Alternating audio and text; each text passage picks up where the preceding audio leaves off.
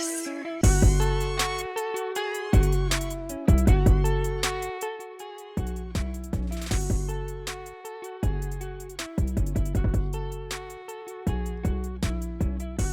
Season's greetings and welcome to Two Balls and a Mic, episode 131. We're going to go ahead and go over San Diego soccer all across the U.S. as San Diego Loyal defeats Orange County in a 3-2 battle and a way to take and cement themselves in second place in the West. We're also going to go ahead and talk about San Diego Wave. 17-year-old scores her debut goal in her first match. Very, very selfless by Katie Johnson, who's playing amazing. We're also going to go ahead and go over a little bit of the England win in the Euros. Premier League was almost going to be here, as Mr. Allen was saying. There's a couple of new rules. We're going to go ahead and talk about which transfers were the ones that are going to end up being profitable, especially in this tight market. We're also going to go ahead and finally talk about some NFL. There's a lot of news. Six games for Deshaun Watson. Got off easy. In more than one way. But thank you for unmuting me. There was nothing for you to say there. I was cracking anyway, up thank in you, that intro. Alan. Welcome, Alan. Hi, Alan. How are you, Alan? Hey, great. Thank you, Tony. I was great cracking up because right before he forgot to turn off the screen before we started the intro music, and he starts talking shit to me and scolds me like this, and you can see it. And then he pops his collar like if he's a fucking G, and I'm like, you didn't turn off the camera. You can go back in the stream and watch that right before we just go into the other screen. It's hilarious. It's not like I actually yelled at you. It's just some things I do. It's like, yeah, he's like, those are things that happen behind the scenes. Like jokingly, and Yeah. he said, and he went like this. Alan's been able to witness this live. Sometimes I'm have energy needs to be released, and not in the most healthy way sometimes. Saca Thank tu you guys. foie. That was very Mexico. Very Yeah. Mexico. Alan doesn't know anything about el foie. Can you say foie? It's the inner being. Yeah, it's like foie gras, like the. Hey, No, I mean, to be fair, Alan was calling goals objetivos earlier. So are we going to have a Two Balls and Underwood meal at the new Hell's Kitchen in Harris Casino? That wouldn't require me going to Vegas. No, it wouldn't. It's San Diego, No. right? Yeah. I would go to eat that. I'm down. let's go to I Vegas. would go eat that. Let's go to Vegas. I'm going to Vegas in October for the first time ever as an Oh, adult. you're gonna watch the Loyal? No, actually, Las Vegas Lights plays against somebody that Saturday, and it's not a good game. But we're not here to talk about Las Vegas at all whatsoever, because there was a really good game that happened here over the weekend. San Diego Loyal and the locals travel up to 5, along with the Chavos in 109, to their favorite place. They took over that stadium on and off the pitch. Always. Unfortunately, neither of us, this is my first time I don't go, actually, to an Orange County bus away trip, which made me sad. But neither of us can make it, but we all enjoyed it in our own sense and fashion. Alan, as this is the unofficially official Underwood Derby, how did you feel? What emotions went through your mind? These are always really interesting matches. I don't think Orange County really capitulates very much to San Diego, and I think especially last season it was a tough couple matchups, especially in the second half of the season, where Orange County was defensively almost impossible to break down, and San Diego really tried, just didn't score.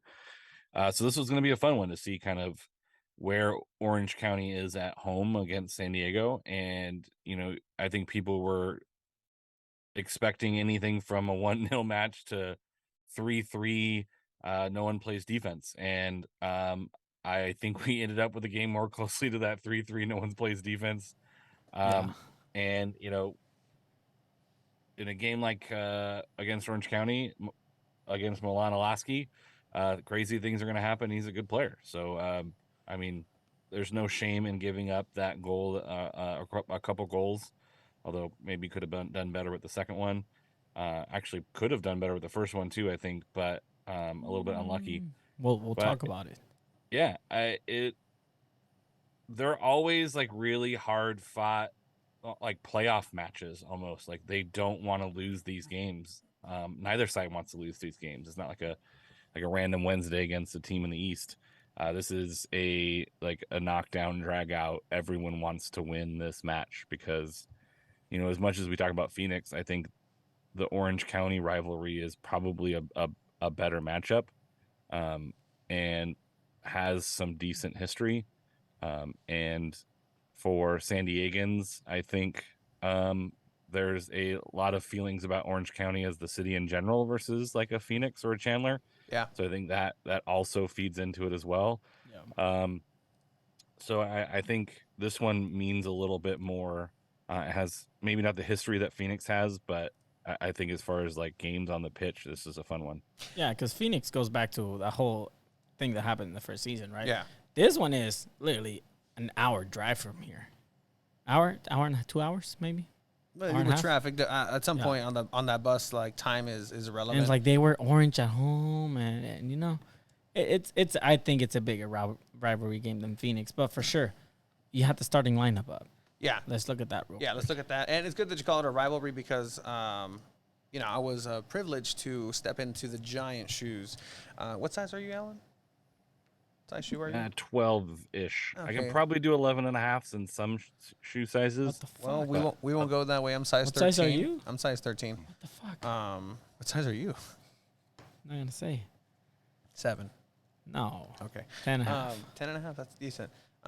Anyway, so the giant shoes of Alan Underwood on the Orange Black Soccer Cast, they welcomed me. There was some controversy because I said a tie on this game, and then later Yeah. on, more information came in, and then I equated it, and What information? and I flipped it, and said Orange County would win. But look, I was clearly a double agent, and I was using the Chiva method to jinx, put their fans papi. into a Hell yeah. into a false state of Hell of comfort, and they didn't cheer as hard because they're like, oh, Tony thinks they're gonna, we don't need to cheer as hard. Not that they cheer hard anyways up there. Well, you know what? In the words of the locals, can you hear OC sing? No. I can't hear a fucking thing. Oh. Hey, did we say that right, guys? Chat, let us know. Did we say Anyway, that right? Alan, so definitely a good time out there. Thank you for letting me fill into those shoes, but it's a rivalry. That's correct, and I really appreciate that. It was rather organic in a sense. Nothing was forced here, and even the kids, even Loyal Select, they have some good games. Loyal Select losing their first game to the Orange County Academy the day after. But Boy, do we wish we could go to those games. I think we can. Oh. But back to the lineup. So we got a good away lineup. Coque Vegas on goal. Elijah Martin, Stoneman, Adams. It's been the solid lineup that they've relied to in the last month or so, right? You have Nick Moon on the left wing, Colin Martin and Charlie Adams sharing that center mid position, Alejandro Guido as the number 10, Blake playing essentially that right wing back position that pushes up a lot and then drops back when he can. Then Moshabani just playing that second player on top, kind of. I like him down the middle, and then Among just being Among and just dominating up there. Yeah, doing among things. Among things. I like that. Amongst the many things. Amongst the many things. No, okay, that was a stretch. Wow. I get half kudos for that. It was a pretty good one. I have to tip my hat to that one. Thank you. Amongst the many things that he does. But what did you think about this lineup? No Kyle Vassell, as I've heard way too many people. Vassell. Still out with the shoulder injury. He was 50-50 coming back to this game, so I think it's smart to just put him on ice. It's good, not good that he's injured now, but not that it's so close to the playoffs where he won't, won't he play? This is what we got for a strong lineup, Alan. So are you happy with what you saw at the beginning there? Yeah, as far as lineup's concerned, yes. I think this is kind of what you expected with the injury that we have to Mr. Vassell. It's interesting to kind of look at the average positions of this match afterwards. It's very informative of the way Loyal's been playing this season.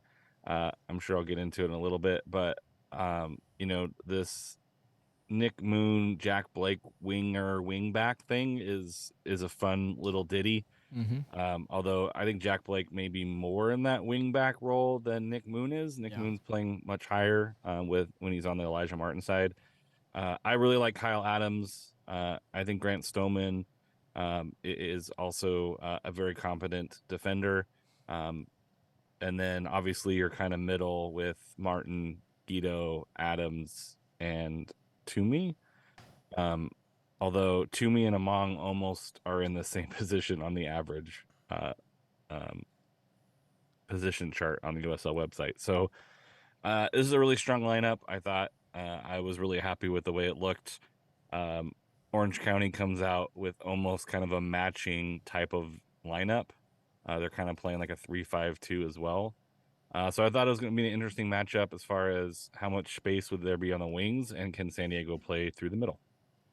Yeah, so the first 10 minutes, obviously, they get this play over, and Iloski's no joke. Alan's been warning us, right? He said, watch out for this guy. Watch out for this guy. Like, individual, just great effort, just taking on the world. Now, Alan, you said you think Stoneman maybe could have done more in that goal? I'm not sure I would necessarily blame Stoneman. I just think that the way that Loyal play, if they're not getting pressure on the ball as it comes up, like if it's over the top, I think they can be exposed with that kind of 3-back system, right? Kyle Adams is playing a little bit higher to do some counter press, and they just play it over the top. And then Stoneman's on his own. He's on an island, right? And so it's like Olaski versus Stoneman. Olaski's probably going to come up better off of this more often than not. Yeah. But I think Stoneman just gets a little unlucky here too. It makes a really nice block, and then it just falls to Olaski. And at that point, what are you going to do? Like, your defense is out of position. Your goalie's kind of out of position because they're expecting the shot. And so no one's really set. And then that's where Olaski can pounce. So it's like, yeah, Olaski did a really nice job to get the ball, to play the ball well, and to take on Stoneman. Stoneman does a nice job and recovers. I think what led up to the fact he had to recover is probably where the problem is. But once he recovers, I think he does a good job. Yeah. He gets the block. And so he does his job, but this is soccer, right? The ball bounces unfortunately right into, I think it might even hit Olaski, and then some days that ball skips off further. Some days that ball skips off to the right, skips off to the left. But that one just happened to bounce right into his pathway. So I think that's where the mistake happens, but I think he recovers okay.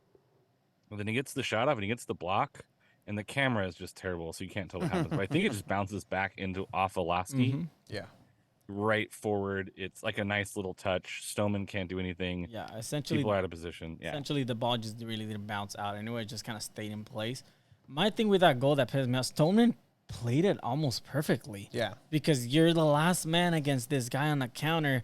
You can't just dive in. You have to wait him out, hoping somebody will haul ass behind and try to help out, which that should have been Kyle Adams. And you see kind of Kyle Adams just kind of jogging back. I'm like, that's what pisses me off about this goal.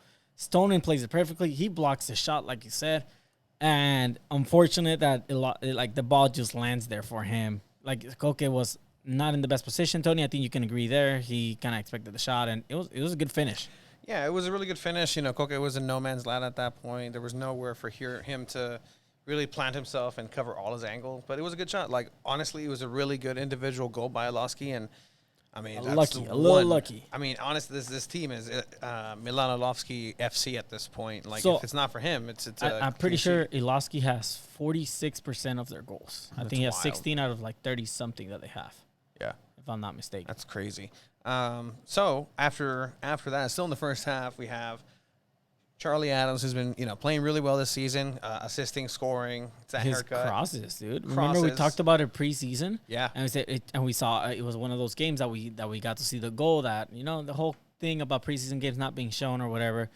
We saw one of the plays and we said if Charlie Adams can keep crossing like this in every other game, this was one of those games, Tony. Yeah, so, and guess who it was, maybe making up for it. We're talking about how it's not on him at all, but, eventually he's able to get this opportunity and what a cross and I mean, what he space. still feels like it was his fault, right? Because essentially he lost that one-on-one. So as a center back and you give up that goal, you're like, shit, this was on me. Like I could have done more.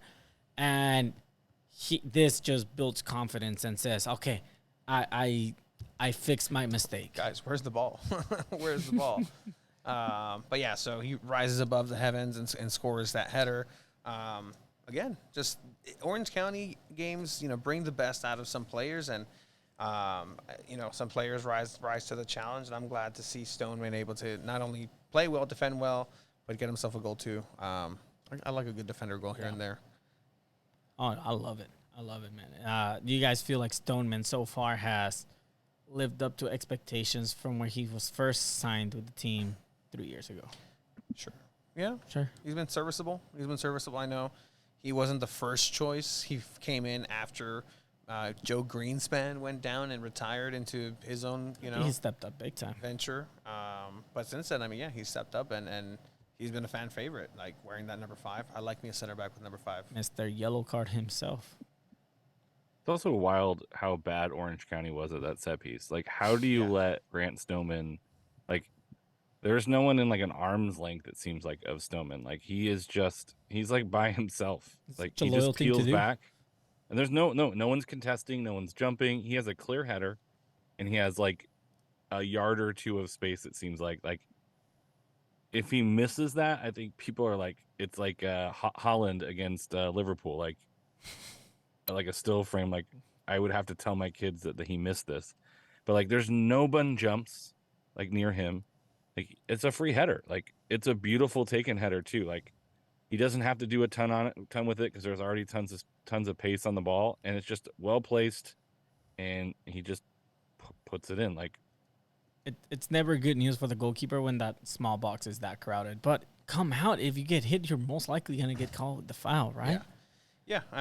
There's a lot of traffic in there. There's a lot of orange. Just poor defending by OC all around. So, San Diego Loyal taking advantage of that, and you take those opportunities, especially in a game like this where the table says one thing, but the team that you're playing on the field says another, and it was going to be a difficult game regardless. But that was the first half, 1-1.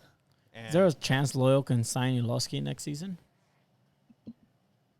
I would be surprised if Ulowski doesn't get another look at like MLS, a higher league. Yeah. I hope he doesn't and comes to San Diego Loyal. It's from San Diego, right? Yeah, I believe the Ulowski boys are from down here. Like, this goal is just rude. Like, it's a nice move. Like, I think he likes I think he likes it on his right foot. So I think that's why Colin Martin is shading him to the right foot. Mm-hmm. You don't want him to cut in and then curl it back post. So Colin Martin, I think, is doing the best job he can to keep him going right. And he just cuts it back left and kicks it left foot. And it was like a perfect goal. Like, Paul, if you have any certified banger stickers, you should give one to this one because, oh, man, this was a beautiful goal, man. And not only does it take care of Colin, right? Like, he shoots it, but when he cuts back, you'll see it right now, he also takes care of Elijah. Like, right there with that cut, you see 1, 2, 3 players, even I'm going to include Kyle Adams and this poor guy, who gets taken in with one felt swoop to the left. That step, everybody's just, in a bad position. And that shot, like, you look at that shot, the ball doesn't rotate at all. It's a knuckler, just like it might get deflected off of Stoney. I don't. Like, look at the flight path. It looks like it. I think it just. And if it doesn't, it's a perfectly placed shot, right? It's past Stoneman on one side. Yeah, and it doesn't get touched. Past Stoneman on one side, and like, it's just, he put it in the one spot he needed to put it to get a goal. This is a really good goal, man. Like, props to him. And again, and for you to almost have half the goals of your team, that says a lot about a player, right? The top scorer in the league is in the last place team in the Western Conference. Which, to be fair, last place in the Western Conference almost gets you a playoff spot in the East. So the champion's gonna happen. It's gonna come out the West. Pretty sure you guys can agree with that one. No, Alan doesn't think so. Yeah. Alan doesn't think so. Alan does not think so. He does not believe so. That's a no. Straight Tampa Bay and Louisville are very good teams. Oh. Tampa Bay is 10-2 in their last 10. Tampa Bay is 10-2, and they lost the last 12 games. Who are they playing, Alan? A bunch of East Coast Lou teams. City is 5-0-1 their last 6, and they came to San Diego and spanked us. Like, I think they retired a guy. That game Louisville is like has Bruno. the lowest expected goals against and the second highest expected goals mark. Like, Lou City is a good team. Tampa Bay is a good team. Like, I would say if you're playing the field, like, are you picking West or East? Yeah, I would put my money on the West because I think there are more stronger teams in the West than the East. But like Tampa Bay and Lou City are no joke. I mean, we beat Tampa Bay in a much different spot than they are right now, and Lou City came to San Diego and gave San Diego one of their 3 home losses this season. Mm-hmm. So, I mean, That's true. I think outside of those 2 teams, though, like Bruce agreeing with me, I think outside of maybe Memphis, I think out of those 2.5 teams, like I think I would put up most of the West playoff teams against everyone but those 2 teams, and most of those teams would win. I'm sorry, but Like we're talking Sacramento, about New this. Mexico, Colorado Springs. Sacramento's probably going to take it. They're going to win the U.S. Open Cup. They're going to win the USL Sacramento, Championship. no, Like, we're congrats, Sacramento, on We're a great fine. They're season. focused on that. Imagine winning the first USL double. Let's not right now, at least for Sacramento. Let's not. Wouldn't that be the biggest like FU to the investor that pulled out and kept you from MLS? Oh, you mean the owner of the San Ron Diego Wave? Burkle? Yeah. Oh shit. That would be a bit fuck you to the San Diego Wave owner. Anyway, there was more to this game other than a 2-1 affair. But obviously, again, talking about Charlie Adams, how good he's been playing. There's one thing about having good crosses, and this is for me very important as a goalkeeper. Like, did you score on me on a set piece, or did you score on me in open play? Because those are 2 very different skills and very different things where, you know, you can plan and it's more of a team effort and blah, blah, blah, blah, like whatever. Like, if you can score an open play, for me, it's a little bit more respect for me as a goalkeeper. This play right here is just outstanding. Great cross all the way to the second post. Great contact. The delivery, the finish, just outstanding. Jason's asking if we're Tampa's last loss, and yes, we are.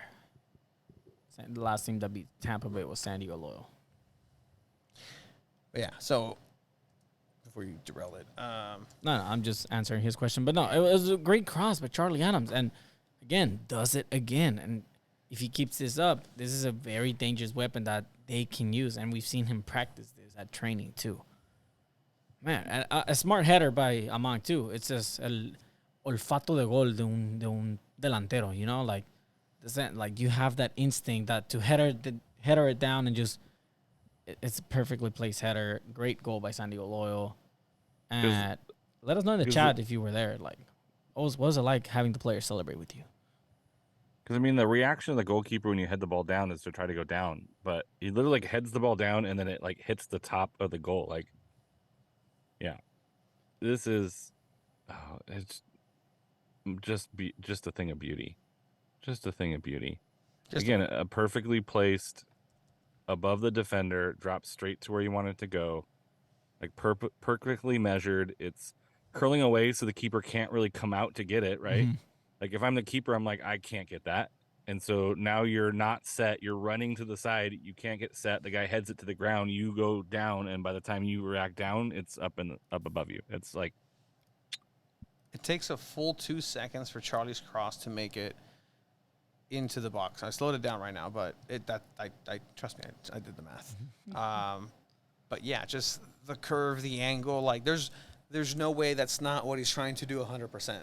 Like that's intentional through and through, and I think that's what makes this just technically just a beautiful, one of the most beautiful goals in San Diego Loyal for San Diego Loyal this season. I think it's different. Maybe it's not a prefabricated play. It's not. It's just that's what I like about this play. It's like the cross off a corner is good, but when something like this happens, it's just chef's kiss. And what's also wild is how as Orange County, you have 4 defenders, like a diamond in front of Charlie Adams. How do you let him take that touch forward? Like, how are you not closing that down? Like, as that ball comes out, why are you not like sprinting out like he's about to shoot a 3-pointer in basketball? You have help behind you. Like, get closer to that, you might block it. But very lazy defending, and that's what cost him. And you can see the player's reaction. Like, he's just really slow to come out on Charlie Adams, who, if there's a guy on the team you don't want crossing the ball into the box right now, it's Charlie Adams. You have to close him down. Make him beat you with a pass to the side, or pass back center, or pass back. Make him beat you. But just lazy defending, and Charlie was like, okay. Yeah, no, that's it. That's exactly what it is. And Charlie Adams takes advantage of mistakes like that.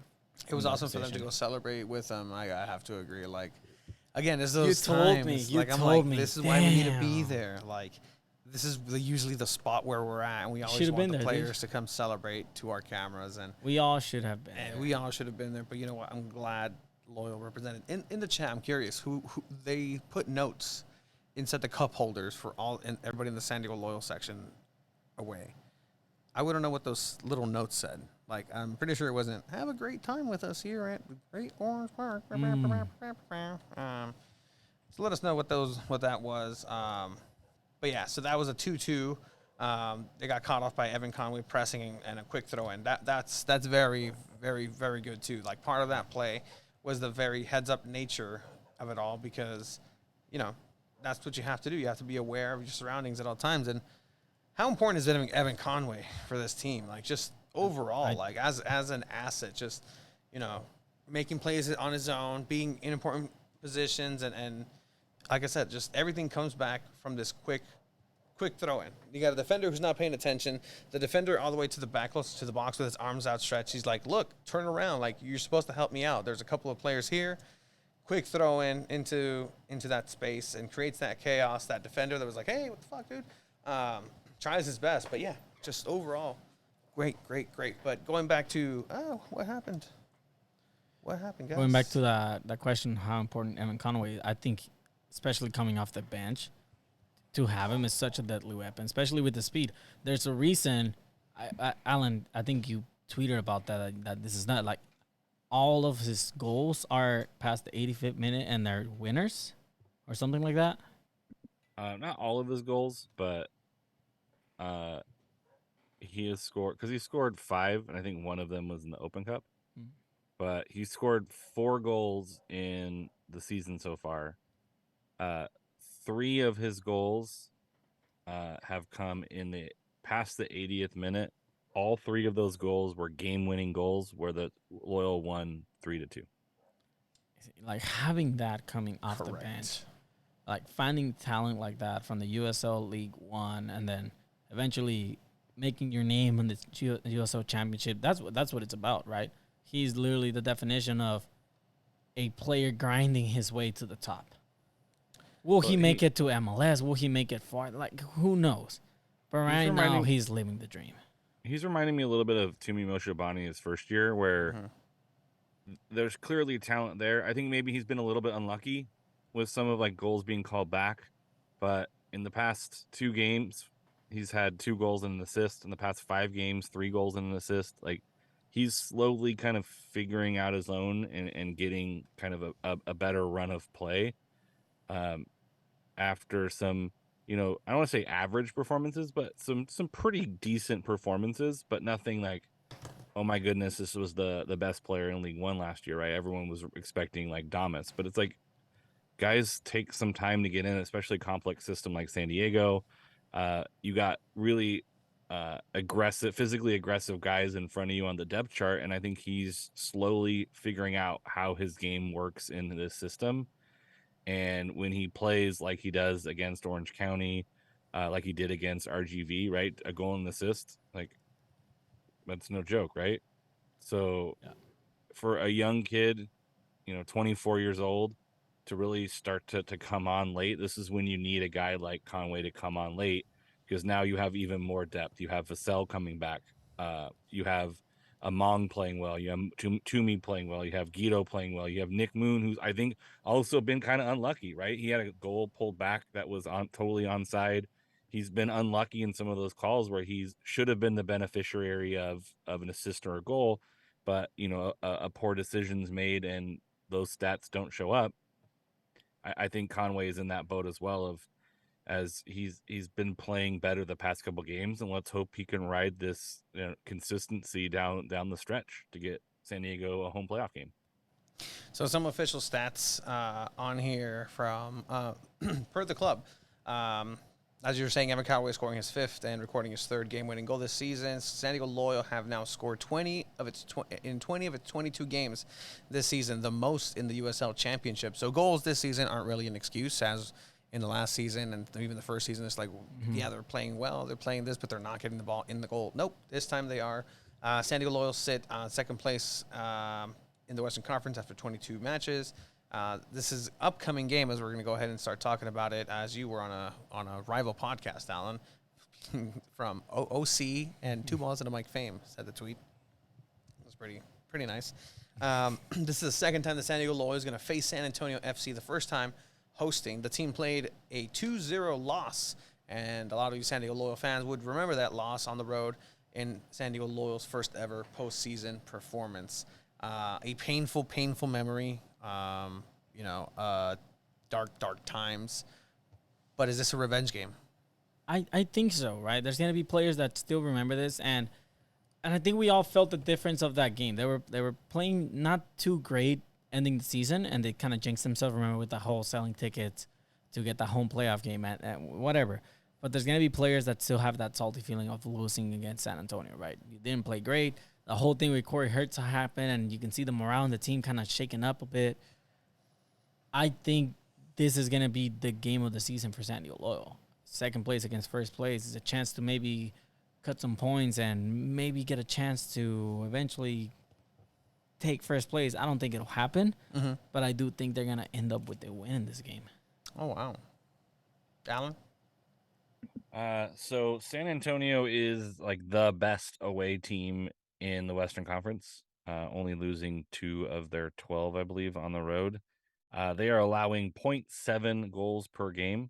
I believe that they have allowed 1 goal in the month of July.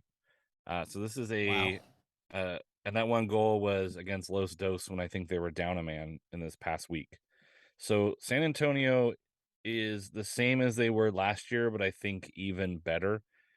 They have a really good goalkeeper in Jordan Farr, probably one of the best goalkeepers in the West right now.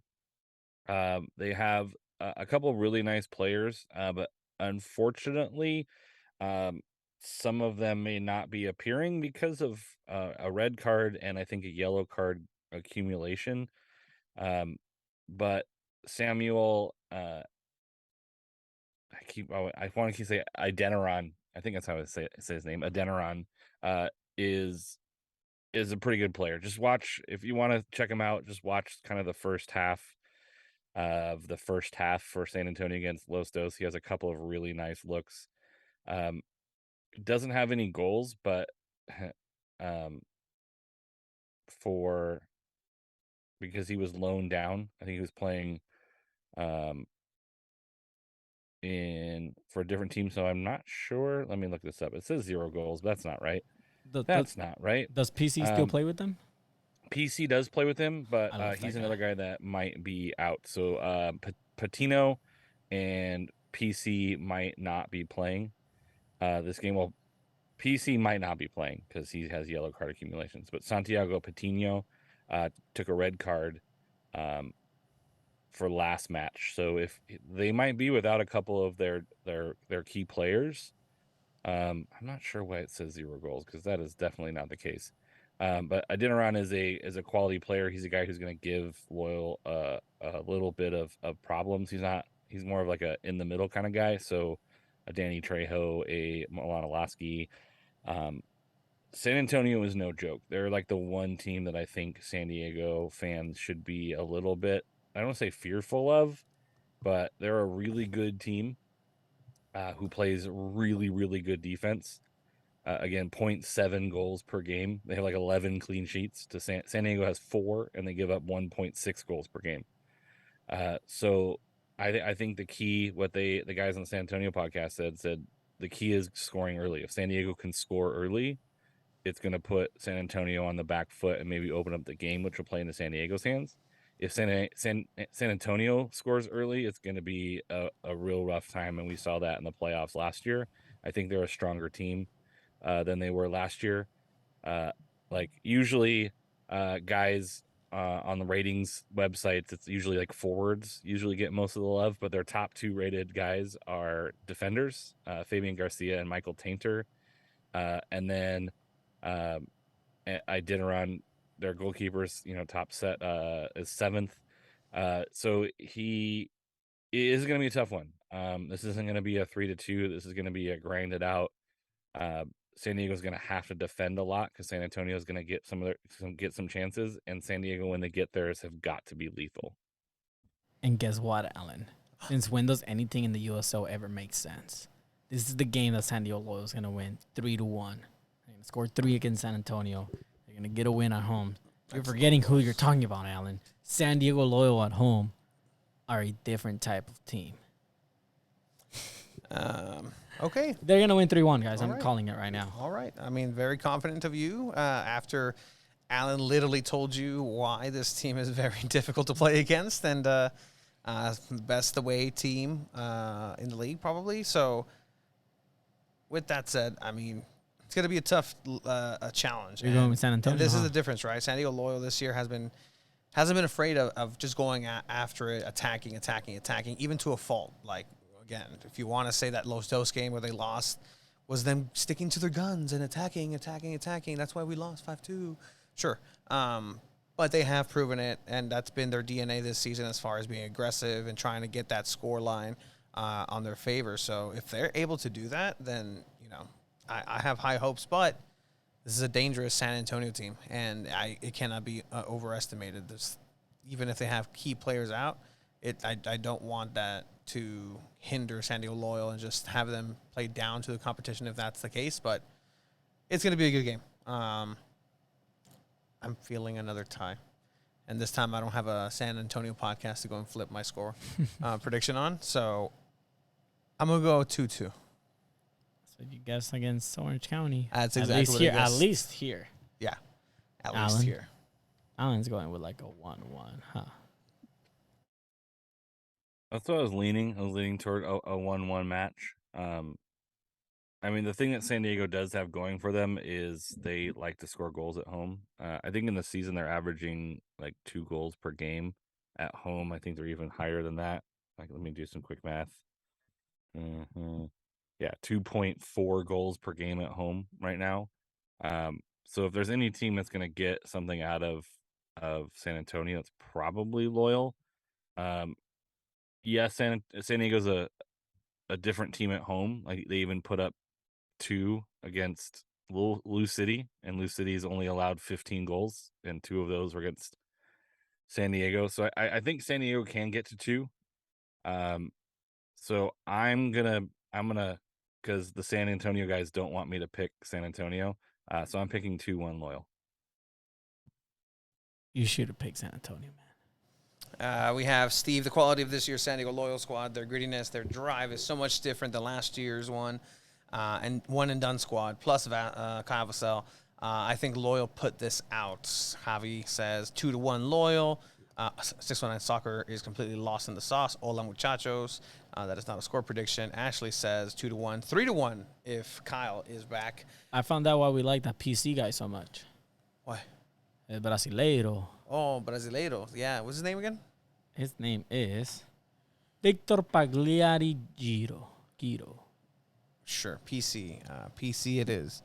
But with that said, I think the last bit of good news that we should probably touch on here before we say so long to the boy is one stat, if I can find it, from USL Tactics, the great John Morrissey, right? Morrissey, like the singer? I think it's spelled slightly different. But it's pronounced the same? I believe so. Cool. Just making sure. Pretty much, I'm trying to find the actual graphic, but who is like? This guy does this for fun? Like you know him better. He does it for fun, but also provides scouting and data to. He used to do Tampa Bay Rowdies, but now he does Sacramento Republic. Mm-hmm. So he does it for fun, but he also gets paid to Interesting. do some. I want to say it's like scouting, opposition scouting, and does some like data and tactical analysis of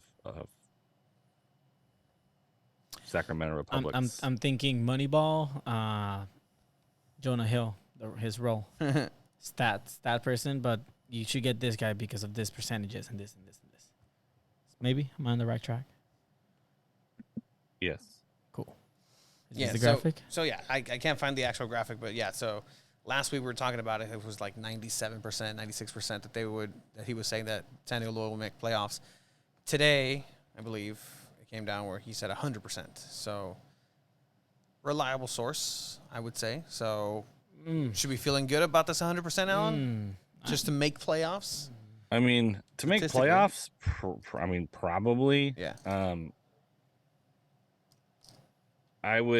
It would take, I think, a pretty bad run of form to not make the playoffs at this point. I think 538 also has it greater than 99% make the playoffs, 65% making quarters.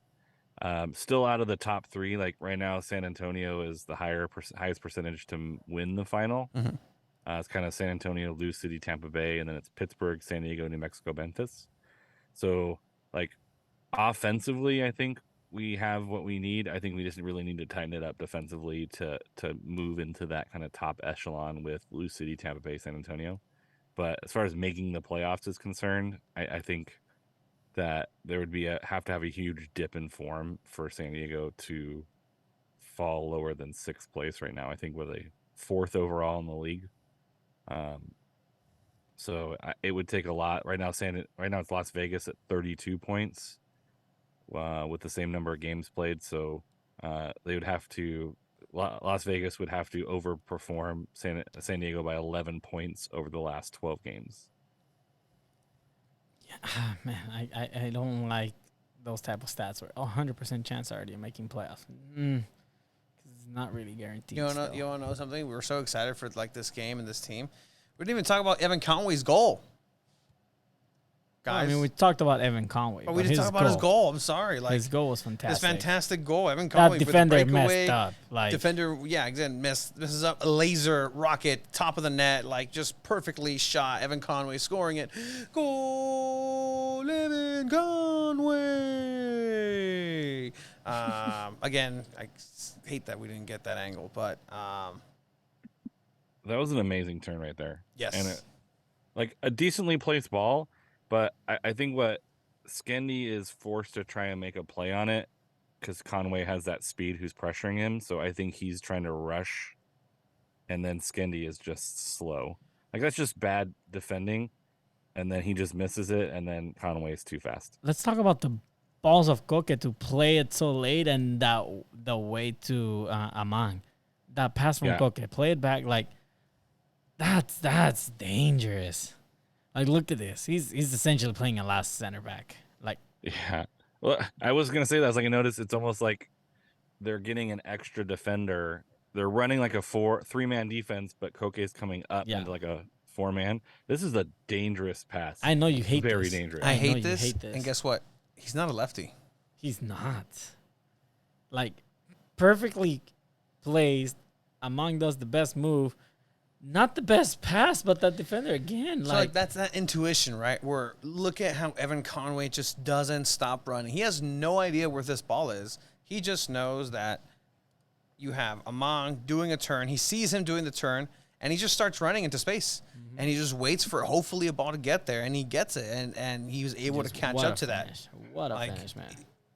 That's those little details that, like, yeah, it's a great run, it's a great this, but It's those man, off the ball maneuvers. Like right here, he sees Amang's going to turn upfield. I have to do my best. He's almost barely at halfway. Then he turns on the boosters. There he sees the space. The pass is already coming. He has no idea the ball is coming his direction. Pure genius. Sets up. He hopes. I mean, obviously, yeah, the defender messes up, but you have to take those chances. You kind of feel it right when you're playing, and you see that the defender's not like he caught him flat-footed. Yeah, he caught him flat-footed. Yeah, and that's the thing, because you're retreating and you're going back, and then as a defender, you're looking over as like, well, where are you going? Yeah, and by the time you're like, where are you going? The pass is already going here. So overall, but centimeters away from Koke, just that pass getting blocked and could have ended bad for him. Yeah. Instead, you get this winner. beautiful goal and a game winner for Evan Conway again. Get a game winner, Allen. I love it. I mean, I love the San Diego Loyal team. Like, they are, and it's really about fun to time watch. they're because they honestly dominated most of this game, and they didn't play bad. They played pretty good, and for them to be playing away like this, that's really good. I mean, to be fair, you kind of play at home with the locals there because who else? They were was on this huge. Like it's crazy. Like, so, I mean, I'm gonna say it. Sometimes 109 doesn't sound that good. But like in away they games or brought in it. general. Like they brought it just because. I don't know. Like, it's a rivalry game. They're away, and it's the way it sounds compared to like the fake drums from two sides, and like, I don't know. It's just a breath of fresh air because everybody there is there to party and lose their minds, and it's just, you know, sometimes. Yeah, sometimes they're tired. They're you know not what? driving. You know what? It's exactly like sometimes people get off of work on the weekends. They work, you know, Monday through Friday to put food on the table. They need to put, you know, money aside for their season tickets from the Great Westin. But yeah, like, you just go and lose your mind, unwind. I've been on the bus when they lose. It's just as fun, but when they win, it's even funner. And I'm glad that people got to experience that up there. And somebody was like just walking around in the stands, like just players walking and mingling about, front office people. I'm not happy that I missed this game. Obviously, I had what are those called? Compromisos in English. What is compromisos, Alan? We were doing Google Translate before. You were compromised? Compromised. Yeah, no, it is. It's Jesus Christ. Like an obligation? Obligation. Yeah. Family obligation. Family. Yeah, there was obligations, and it had to be in Mexicali in 105-degree weather when it was raining in the morning. Yikes. Yeah. That was, and then go to the beginning, and it's just a small church setting for a baptism. Like, it was a baptism? With like candles everywhere. Were you the padrino? No, it's just there for like support, I guess. Why weren't you the padrino? I don't know these people. Yeah. You'd be a great padrino. No. Actually, I'd be a great padrino. When am I gonna be Tio Tony, bro? Oh, see, Alan. You put him on the spot last week, and let me just tell you, like, his personal life could not be more. Let's not talk about why. More fruitful and fantastic, and it's thanks to us. We did it, Alan. We did it. Putting that positivity out into the world. Who knew? Who knew that's all you needed? Alan, are you going to be at this game? Yes, I'm going to get there early to get one of them hats. Those hats are going to be That's cool. what I was telling you about that. Make sure you guys make it out there. We actually held out in 8.5 minutes extra time. The previous two seasons, even a few months ago, we'd allow a goal in extra time and tie this game. Fair point. That's actually very, very fair. That is true. Chicali. Again, I got 3-1. You got 2-2. 2-2. Alan said 2-1 Loyal. Not a loss in sight. I like it. Gotta stay confident. Come on, San Diego. This is going to be a great game. Get there early, guys. There's going to be a parking lot.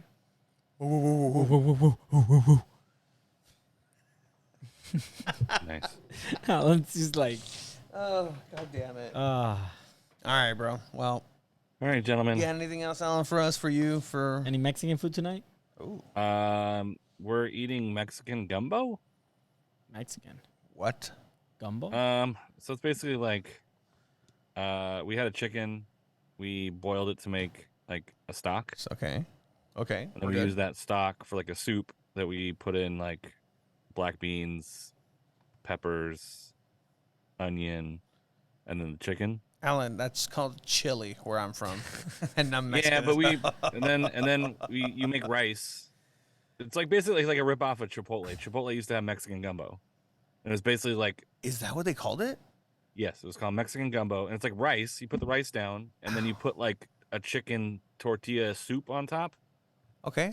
And Okay, so I follow. Yeah, yeah, yeah. It sounds delicious. Sarah put sour cream. I don't put sour cream, but like avocado, some guacamole salsa, some tomatillo salsa, some queso, and and then you have chips on the side that you like can dip it in. So it's like it's a Chipotle ripoff. So it's like not Mexican, but we call it Mexican gumbo because it's got gumbo-ish You were doing with like so well last Mexican-ish week. ingredients. Gumbo. You were doing so well. Gumbo-esque qualities.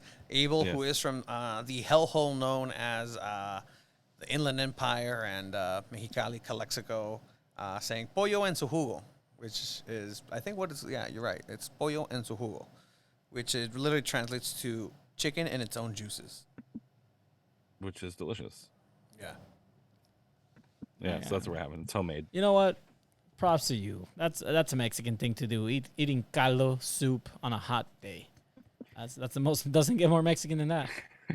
I was like, we're eating hot food. I was like, I know this is miserable, but I think eating hot food like heats you up, and then like everything else feels cooler, right? Because you're hotter, and then either that or I just sit next to like a fan or an AC and just like eat my soup next to the fan.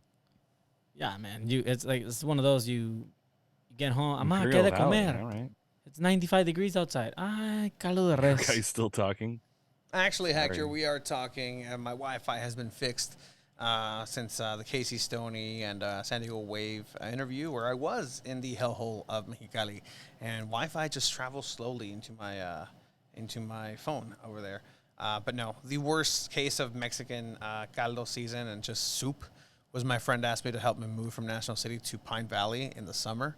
It was 117 degrees in Pine Valley. To reward us for 2 trips up and down and setting up this whole house, the parents made pozole. Fuck yeah. Like, Fuck yeah. what? It's like I need a napkin for my hands and a napkin to like just sweat getting removed. It's caldo season. Yes. He lives in Imperial Valley, not Inland Empire. Ay, Imperial, homie. Taqueria Imperial, bro. Shout out. Yeah, enjoy your Mexican soup. Hopefully, Soup Plantation comes back and I can experience it because that's what I imagine most of the soups and for non-Mexicans come from. But Soup Plantation is no longer here, so. Nope. All right, gentlemen. All right, Alan. We'll see you guys this weekend. Te See you later, buddy. quiero, te quiero. Wow. You hit that note. Dun, dun, dun. Yeah, I can. What the fuck? There's certain notes I can hit. Whose man is this? Not your man, because you don't need no man no more, Chiva. Oh, I'm not. now. I'm not your main squeeze. Tony's a little jealous, guys. I'm not the main squeeze no more. Main school. Shout out the big squeeze. Another San Diego team that played this weekend is San Diego Wave. Match highlights. Thank you from Nationwide as they played over in Soldier Field. As the players are playing, not knowing they're not going to get paid. Jesus Christ. Yes, obviously.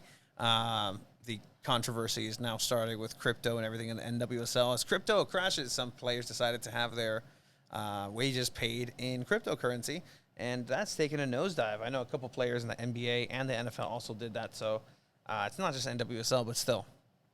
That sucks. You gambled. That was a contract. I know what it's like to gamble. That was a contract, and you Win signed some, you lose some. And look, I see two squares. Oh, you see it, boy? Oh, you see it, boy? Do you see this, boy? Highlights by Nationwide, boy. Highlights. Katie Johnson, Oh, who's my playing out of her mind, who comes in here with unselfish play, gets destroyed. And then the 17-year-old. Jaden Shaw. I was looking at my hand because I actually was in Mexicali writing the name on my hand so I can, like, interview. It was pretty cool.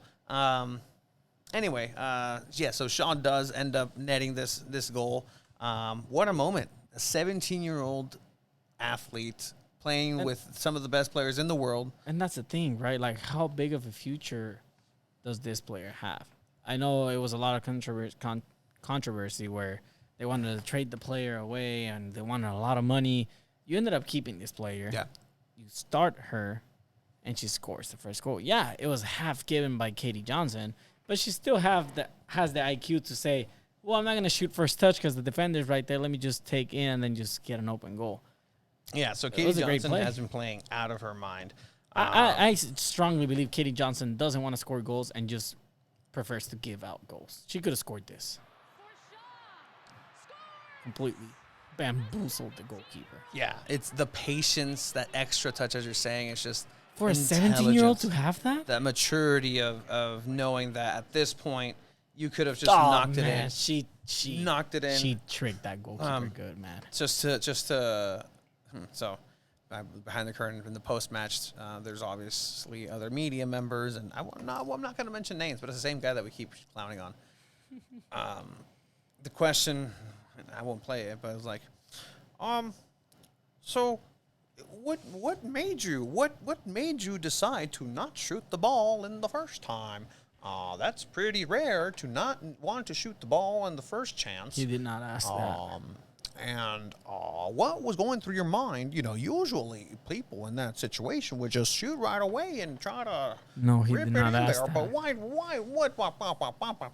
Did he really ask that? Yeah, shit? and then she was like, be nice about it. Like, well, this and that. Sheridan was there next to her, and I mean, sure, like it blows my mind that people get paid for shit like that. And it's okay because whatever he writes about that is then going to get compared somehow to the 2016 San Diego Chargers, and whatever. Be better. Do better. But yeah, God this team has a couple of players back. But again, Katie Johnson there offloading the pass into the middle, not knowing who's going to be there. Like she doesn't know who's there, but just knowing that somebody is there because that's the run you're supposed to make. Yeah. Good touch, and I'm getting intelligence. See, that's her goal. She celebrated like, yes. Yeah, I did that. She destroyed 3 people in that one move. Just 1, 2, 3. Goalkeepers on the floor. 2 players on the floor. 1 to foul each other.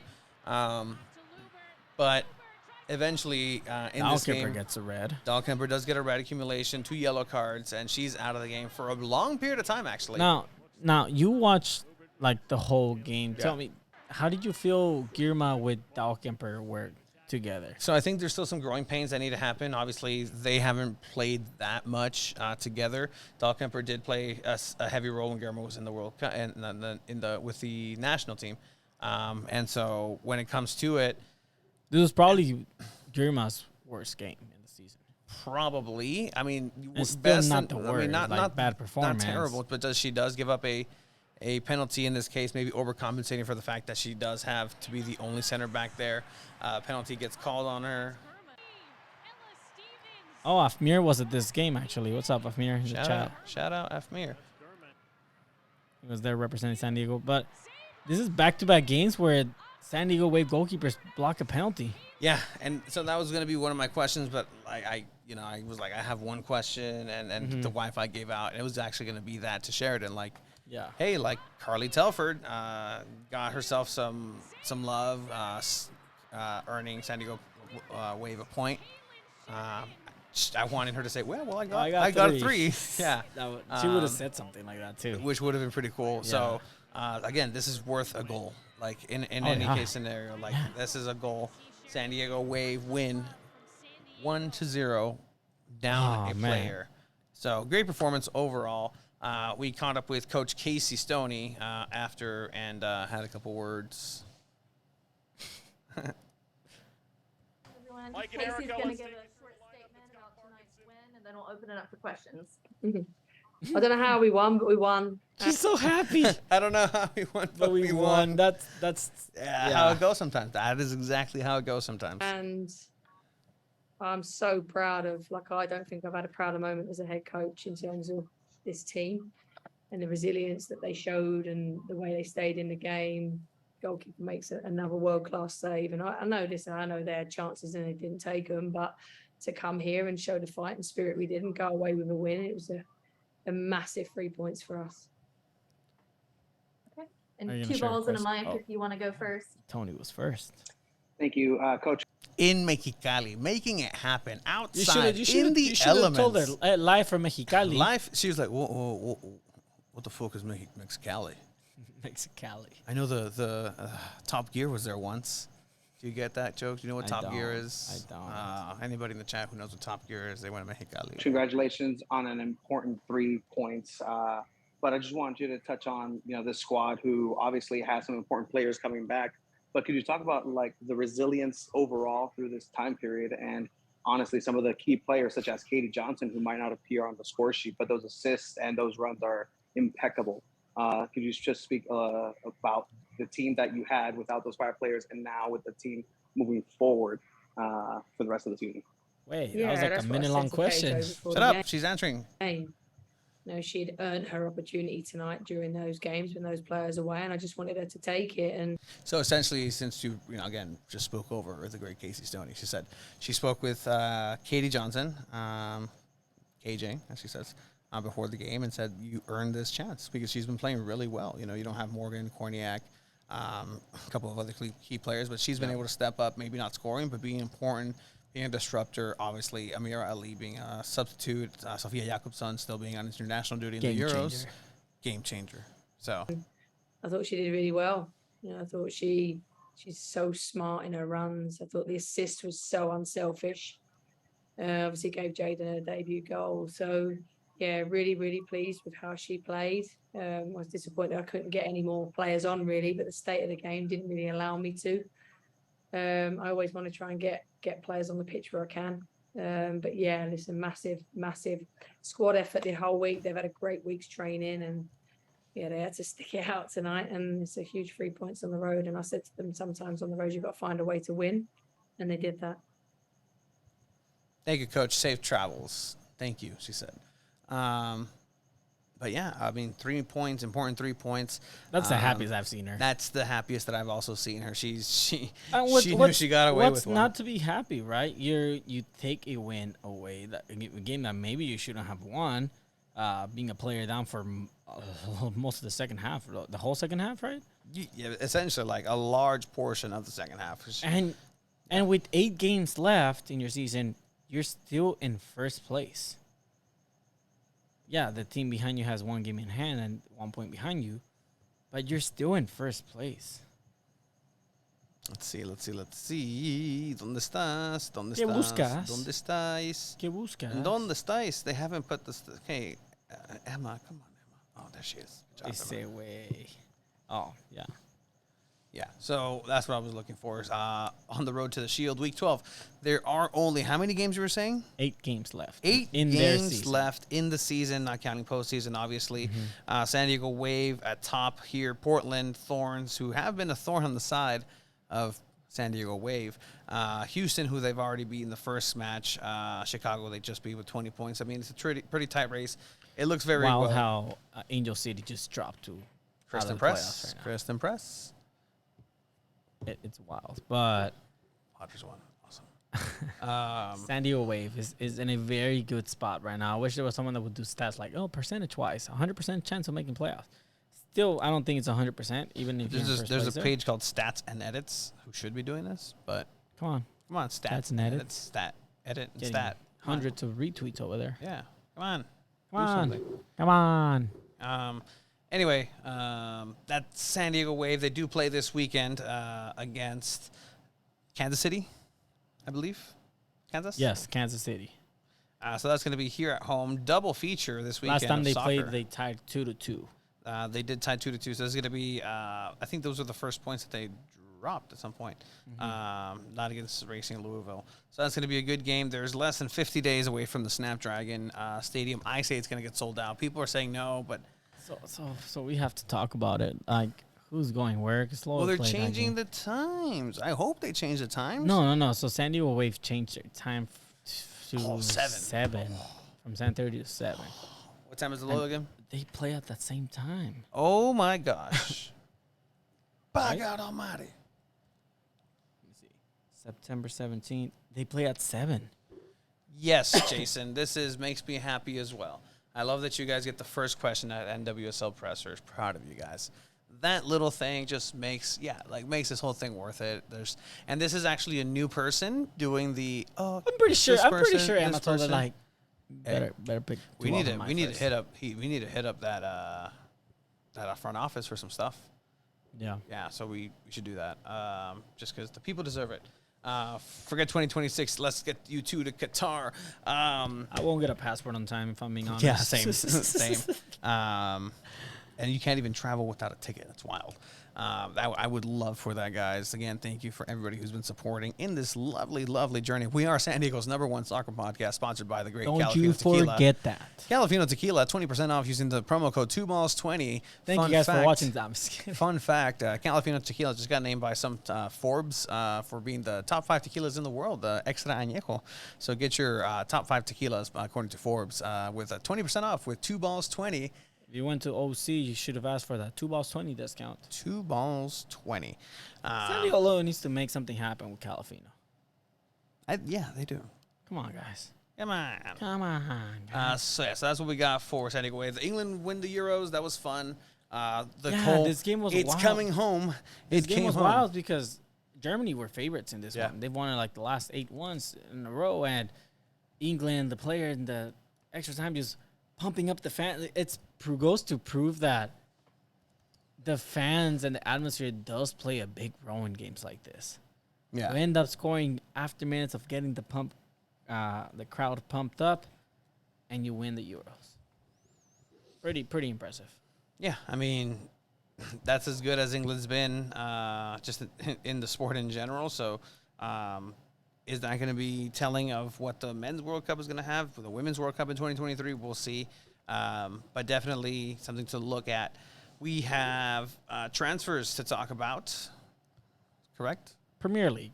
Let's focus on Premier League. Right now. I just want to focus on Premier Okay, League. boy. Just because it's a big topic. It starts again this Friday. Crystal Palace against Arsenal. So the Premier League is back, ladies and gentlemen. I don't think we're going to end up doing fantasy because it's going to take a long time, dedication, and to be honest, we're going to forget about it. But I want to ask you, Tony, and see if we can do this together real quick. Which teams, of maybe the top teams in the Premier League, had the better transfer market? Your boys in blue got some pretty good signings, but Manchester City got some signings. Yeah. Liverpool got some signing, one signing. So who do you think did it better? So I think that overall it's going to be down to if Haaland was worth it for Manchester City, because I think Haaland's not there to. Well, I mean, let's talk about the Community Shield final too, because that game happened, Liverpool against Man City, and I didn't even know Haaland played. He was lost out there. He had some big misses, and from a player that you claim to be the world's next best striker, you can't be missing like that. I mean, it's Community You saw his Shield. miss, right? Yeah, I saw. Like, Yeah, I mean, that goal would have meant nothing.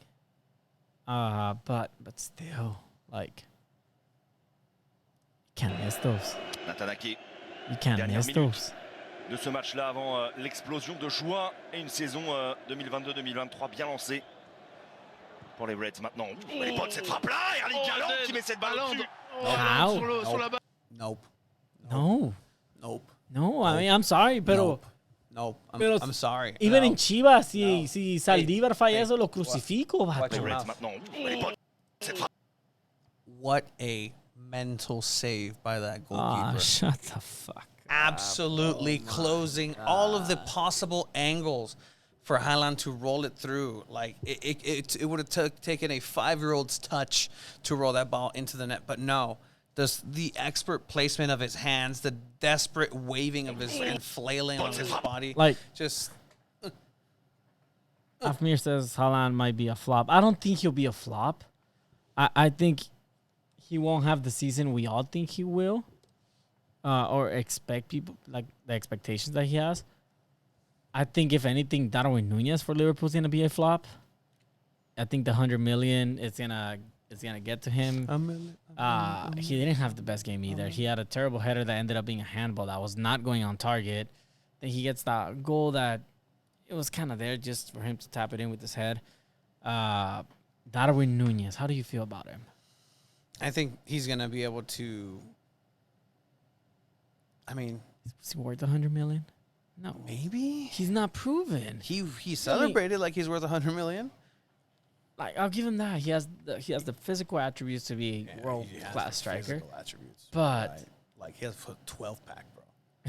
Yeah, like he has muscles. Where it's like, but still, dude, I don't know. I don't think he's there yet. I think but again, there was no one else for Liverpool to sign. Man City wouldn't have sold them Gabriel Jesus. Yeah. Haaland was already committed to Man City. Mbappe was being a little bitch and just didn't know where to go. Madrid, stay, wherever. I mean, if we're talking about winning. Lewandowski, but you want someone for the future. Yeah, exactly. But if we're talking about somebody that won, like this transfer, Arsenal. You know, Arsenal did had a big transfer, pretty good. Zinchenko, Gabriel Jesus. Who else did they get? They got somebody else. Skinmas. I got one more player, but they did pretty well in this transfer market. Keeping Odegaard. He's the captain now, actually. So that's going to be interesting. Did you see this? The fines that the clubs put? Yeah, Aston Villa. Did you see it? Yeah, it's late for training, €500 or pounds. Forget GPS for training, £100. Late out the training pitch, 200 a minute. Late for meeting. I don't know if you can read that small. Yeah, late for meeting, walk or coach on match day, whatever that means. £1,000. Late for coach, 200 a minute. Late for meeting, 200 a minute. Yeah. Wrong attire on match day. Tracksuit and polos to be worn, not shorts. $100 per item. Pounds. Leaving plates, cups, and at dining table. Wow. You get fined for having poor hygiene and manners. Wrong attire, bro. We read that. Leaving kit on training pitch.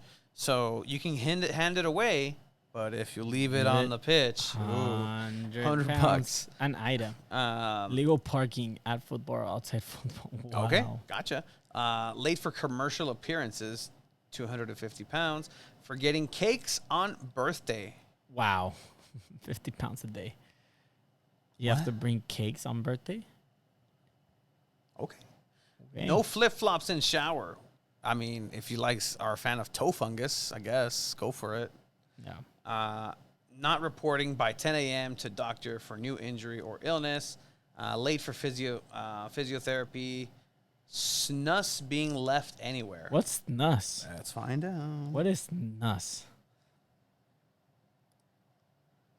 Oral smokeless tobacco product, usually placed behind the so chewing tobacco. Oh, okay. Yeah, please don't use that. Book for dissent. So actually, Andrew Vassiliadis found out that yellow cards, the league fines you for yellow cards. So that was fun. Stoneman is in debt. Yeah, he is. Forgetting recovery leggings. If sent off, have to take the team for a meal within 4 weeks of the red card. Neat. Yikes. Worst player in small-sided games. I love that one, actually. As voted by the winning team, will wear I was the worst trainer jumper for the following week and match day one warm-up. That's great. I love it. Props to Aston Villa for doing all that. Do you have a top 6 prediction for the Premier League? Like, let's go from 6th to 1st or 5th to 1st. Who gets the Europa League spot? You have the top teams, obviously. I think it's going to be another season where we're going to get the top teams in the top 5. I don't think there's going to be a surprise like Leicester City. Man United's out. Got it. No. I think Man U makes Champions League. All right. So currently we have Bournemouth in first place, followed by Arsenal, Aston Villa, which isn't actually alphabetically correct. Which really bothers me. So, I mean, if we're looking at the big dogs, right? So, obviously, you have Manchester United, sure, Man City, Liverpool. Tottenham's going to do good with Conte, who's beating the crap out of them. They also had a pretty good transfer window. Actually, talking about the World Cup for the women and England winning it, not a single player from Tottenham was on that winning Euros team. So, I think that's a winning strategy for England. Do not include Tottenham players. So, I think number 5, I'm going to put Tottenham in there. Okay. Tottenham in the 5, making Europa. All right. Oh, actually, no. Never mind. No, not Tottenham. Shit. I'm gonna have to put Man U on there. I'll put Tottenham there for you. Oh, so Man U's out. Yep, Again. Man U's out. 4th place, I'm gonna go with Chelsea. Oh wow. I think Chelsea get 4th this season. I think your team is weaker, if anything. Yeah, you lost key players. You got Koulibaly. I don't know how that'll pan out. And Number then, 26, ask John Terry. And then I think the best part of your team is gonna be Raheem Sterling. Like that's a that's big gonna be plus fun. to that one. It's gonna be fun. But again, real winger. You don't really have a striker. Chelsea never really has a striker since Didier Drogba. Like, it's happened. They've been there. We loan them out. Like, I don't know. we'll figure it out, dude. We'll figure it out. I think 4th place to Chelsea there. I think that's going to be Arsenal's place. They're going to do good. They'll be in Champions League. That's going to be a benefit for them. But I think that's going to be Arsenal with the good transfers that they have. If they stay healthy, then I could see them being pushed for 4th. Tottenham and Arsenal are going to have a scrap for that 5th, 4th spot. Like, they're going to battle it out, I think, this year. That's where in 3rd I have to put Arsenal. I think they're the dark horse of the Premier League this season. I think they're gonna be really, really good this season. They're a young team. I have to put them on 3rd. I really do think they're gonna surprise a lot of people. They're gonna surprise me for sure. Gabriel Jesus has a good chance of being the Golden Boot winner this next season. I don't know how I feel about that, but Sure. wow, no comment. 2nd place, I'm putting Liverpool. I agree. They're I essentially the same team with Darwin Nunez. Yeah, I agree, which means Like, that you don't didn't have skip- Mane. That you didn't skip my 3rd place, Oh, which is you're Chelsea. 3rd place. Chelsea? Chelsea's going to be 3rd place. Okay. For the reason that you're saying, that Liverpool and, again, eventually Man City 1st. Yeah. Just because those teams are just different right now. They're at a different level. And, you know, Chelsea, as much as I'd want them to survive, somehow figure it out, you know, they will dominate some games, but then they'll lose in some stupid fashion to a lot of teams. But I think that they'll maintain a level where they'll be able to maintain themselves in Champions League. Havertz is still on the team. You still have a Hakimi. You can still Ziyech. compete. Don't get me wrong. You Yeah, can they'll still compete. They have some good players. Again, Sterling's going to be fun. It's going to be funny how Liverpool really doesn't have much depth, do they? I mean, Mane's gone. So I think they're going to miss Mane a lot. I mean, will Luis Diaz have a season like he did? I don't know, boy. I don't think so. I don't know, boy. But Man City are going to end up winning the Premier League. I don't know. Boy. If anything, their team just got so much better with Haaland up on top. And then you have Julian Alvarez. This kid is special. This kid is going to be good. He's going to be, like, he'll be starting for Man City eventually. They got him back in January. He finally joined the team this summer. He ended up scoring in the Community Shield coming off the bench. So watch out for Julian Alvarez. Remember that name. He's going to be something to watch out for. Woo! Ric Flair, a 70-something-year-old, this weekend had his final match. It was the saddest thing ever, but shout out to the wrestling community. SummerSlam happened this weekend. Logan Paul winning over The Miz in a fantastic duel there. Logan Paul now 2-0 in his wrestling adventures. We're also going to go ahead and have... That is passionate. I follow him on TikTok. He put a TikTok saying, "This is my passion." Like he said, "I think I found my calling." He's pretty good. He's actually really good at what he does. But anyway, so I think that's what we'll cap it for that football. We need to stop lagging on that fantasy football thing and put out that Google Doc.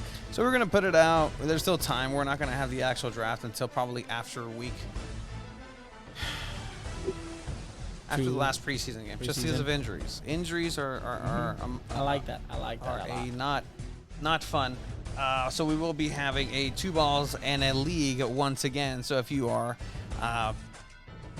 if you want to join, we're going to have 12 teams. I just realized it's 12 teams, so I probably should enter a mock draft with 12 teams just to practice. We're going to go ahead and do a little bit of a mock draft right now to see if it's already filled, to see where we're going to go ahead and land. We're still going to have 1 team per 2 balls and a mic. Just join Danny. Screw it. Just okay, jeez. All right. And if you're curious and never seen what a draft looks like, we'll show you here. This is what essentially what a draft looks like in the ESPN fantasy football app.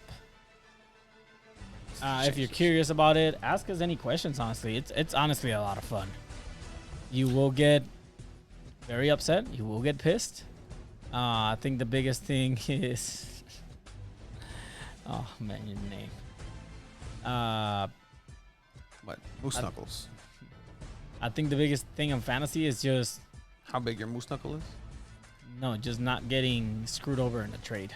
There Which wasn't a you lot of love to trades. do. There wasn't a lot of trades in our league because people were very shrewd. We want smack talking. We want trades. We want everything that makes it We spectacular. had Wilson sending the most ridiculous trades to everyone. Yes. Those Oh, trades are man. something else. But Deshaun Watson, the biggest story coming out of the NFL right now, suspended for 6 games. It might go down to an appeal by the Players Association, who's not going to do it by the NFL.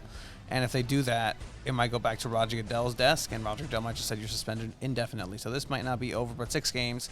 I think if you're Deshaun Watson, you got paid all this money and you get 6 weeks rest. It's ridiculous, man. How does Calvin Ridley get suspended a whole freaking season for betting on his own team? Hey, don't I fucking catch you with a fucking doobie? All right? Don't let me catch you on DraftKings, homie. Your career is over. Do if not you do that. don't catch me prop bets. 30 women Prop allegedly call you out for doing shit. You got 6 games and 200 milli, guys. That's the NFL for you. The NFL suspends Terrell Pryor for 5 games for We got free a clown. tattoos. We got to clown whoever drafts Deshaun Watson in the league. I swear, we better not fucking draft him. I mean, if he's there and look, I know he's literally gonna be the second best quarterback in the league. this is how he was welcomed as a hero. But he doesn't really have weapons, though. I mean, he has a pretty good legal team. I'll tell you that. Very good That he weapons in that does. sense. That he does. But yeah, so we're waiting right here just to open and enter this little mock draft. Season's greetings to everybody who's been here, has been here, loves us here. What do you think about your Rams? I'm very excited, honestly. I'm honestly, we're just gonna do our first and maybe second pick, and then just take off. Oh yeah, for sure. Because who's gonna go first? Are you picking or am I picking? I'm picking first. No, I'm picking first. Rock paper scissors shoot. Rock paper scissors shoot. I win. I won. Abrazo. There's a video of Allen Robinson. Look it up on YouTube. Use on Google, on Twitter. Just type in Allen Robinson. I think it was like a big catch that he did. Like just they call it like, oh, he mossed this person, and he just caught the ball over like a receiver. It's pretty cool for Allen Robinson to be doing things like this. It's very exciting as a Rams fan. Yeah, that one. Like, is it this one? I hope it's this one. All right, you got Stafford. It's No, it's not not that that one. one. That's definitely not a Randy Moss. I have it right here. I can send it to you. Ooh, send it somewhere. Where are you gonna send it? To your Tony Sanchez profile. Ugh. Why? Oh, hey, 2 balls on Mike. Send me that. Yeah. You always do that to me. I do. This dude always sends me stuff on Instagram from 2 balls in the mind. I'm like, wait, what? And then I reply like a dumbass. And Yes, then I you read do. my own reply on the 2 balls IG. That's why I missed some of your responses. I'm like, this one never responded. And it's like, yeah, it's already Because I read already because you saw read it. your own response. Because then I get the little notification thing. I'm like, oh, clear it. Is it this one or the last one song? What? It's not the song. It was the last song. What last song? Are we in the draft already? Are we in the draft? Ah, it's It's open. open. It is open. Enter the draft. Oh, we got the 8th pick. That's Got the 8th pick. terrible. All right, that's very bad. That is Out of terrible. 12, that is very bad. Oh my gosh. So who's picking first? Rock, paper, scissors, shoot. shoot. You picked I first. picked first. Damn. All right. Okay, so what are we looking at? Number 8. Okay, realistically, who would be the number 1 pick? Jonathan Taylor. Jonathan Taylor. 100%. Has to be. 100%. Let's cue that just in case somebody drops. He drops himself. No, He's number not two, gonna drop. number 2 pick. I think people are gonna go with McCaffrey. He says he feels the best he's ever done. I think McCaffrey goes second. If you're a risk taker. But see, then there's the people, like, I'm the person who has charts. Like, I have charts for this. I know you do. And, like, I go by the charts, and the charts never screw me up. Like, they kept me with a solid team. But, man, like, Okay, so a lot of people go via what's on here, and Yeah. this person is taking forever. They're just not here. Come on, Miller. no, we're drafting in 10 seconds. No. Okay. I think if they're not there, they just auto pick, right? Maybe. All right, let's look at this. Draft is open. So we're gonna have the 8th pick. Who is this guy? Jonathan Taylor. Him too. Damn it. They got Jonathan Taylor in the first round. All right. First pick. It's gonna happen in every league. Has to. Who is this guy drafting? Indianapolis Colts. They have a lot of weapons. They have Matt Ryan now. They have,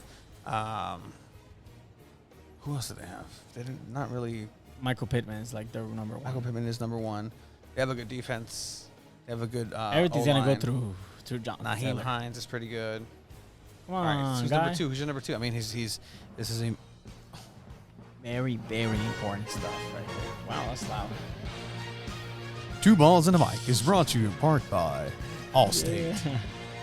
Are you in good hands? Deshaun Watson's hands. Who went? Cooper Cup. Cooper Kupp, number 2. Wow. And by Geico. Number 2, Cooper Cup. Geico's been around for over 65 years. I'm insured in my dad's car by Geico with Geico now. Wow. Was it because of my commercial that I just did? 15 minutes can save you 15% or more. on 15 car minutes could insurance. save you 15% or more on car insurance. And by How do you feel Cooper Cup second? Auto draft, maybe? I guess so. Hey, I think I'm going to go, if it falls, I'm going to go with Najee Harris over Christian McCaffrey. Wow. New quarterback, Mitch Trubisky, new stadium. It's not Heinz Field anymore. Wow, they Different removed name. the big ketchup bottle. Who went? Austin Eckler, pick number 3. Oh, wow. Charger fan in the house. Eric Henry, pick number 4. DH. Who do you think's gonna have a better season, Justin Jefferson or Jamar and Chase? by Viagra. McCaffrey went in the 5th. McCaffrey won in the 5th. Najee Harris, be mine. Be mine, Najee Harris. They're going to pick Najee Harris, aren't they? They're going to pick Najee Harris. We have Justin Jefferson, Jamar Chase, Najee If they Harris, auto drafting, Stephon we Diggs. have Najee Harris, which is not. I'm not upset at the No, number 8. No, because it's one. Okay, yeah, maybe, yeah. I'm happy with Najee Harris. It's a In the solid- 8th spot? especially if it's a PPR league. So if you don't know what PPR league means, it's every catch is going to be worth 1 point as well, which is huge for a running back like Najee Harris, because he literally will get you 20 points with 20 receptions. Who went? Jamar Chase Jamar Chase. over JJ. So that was a choice because Justin Yeah, Jefferson Jefferson was next. All right, Team Sacks. The Moose Knuckles are going to pick after. Let's go, Moose Knuckles. Get in the zone. AutoZone. Dun, dun, dun, dun. How did you see the contract Deebo Samuel got? Yeah, he's staying there. It's ridiculous. So much money getting thrown away. Like, It's almost Not away, but- it's not what he wanted. it's us. It's Oh, they got us. Najee. Najee Harris. You have to go Justin Jefferson, right? Devontae Adams over Justin Jefferson? I don't know. It's your pick. It's your pick. You do whatever you want. It's your pick. Justin Jefferson. Stephon Diggs. It's your pick. Joe Mixon.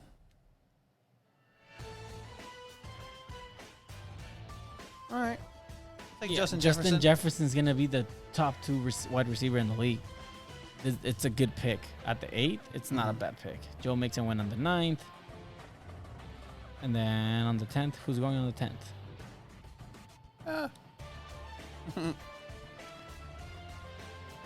Devontae Adams is already gone. Who are you gonna get? So boy? ideally, we would want a Oh, you should get running Nick Chubb. back. Get Nick Chubb, boy, or do you solidify your wide receiver? DeAndre Alvin Kamara's Swift. still there. DeAndre Swift's gonna be good. Alvin Kamara's solid. Dalvin Cook. I kind of want to stay away from Dalvin Cook this season. Although, what? He's gonna be gone. Evo Samuel's gone. Come on. Who are you picking? Who are you picking?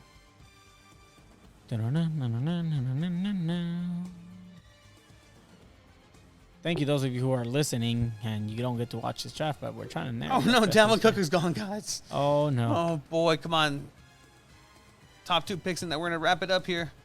2 picks, 1 more pick left, boys. What was gonna happen? The Bucks are boys? gonna be dangerous. The Bucks up. The Bucks are gonna be great. They're gonna be a good team. The Bucks. Books. Books. Yeah, Julio Jones with Tom Brady. Who went? Stephon Diggs is gone.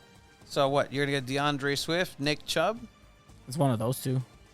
Cam Akers, the ACL boy, No. ACL miracle boy, You CD Leonard DeAndre Fournette? Swift got picked. Damn. What do people not know that we don't know, boy? Motor City, boy. I don't know. Nick Chubb got Who picked. you God. gonna get? Who you gonna get, boy? Who you gonna get? Who you Damn. gonna get? James Conner, Keenan Allen, boy. Pick Oh. Fournette on the second? That's terrible. Go Tyreek Hill. Tyreek Hill. It is. And You with just that, don't have running backs. we have solidified our 2022 draft. Thank you for joining us. Thank you guys for watching You this guys are episode. the Appreciate every best. single one of you. Bye. Later, guys. California Tequila. Bye.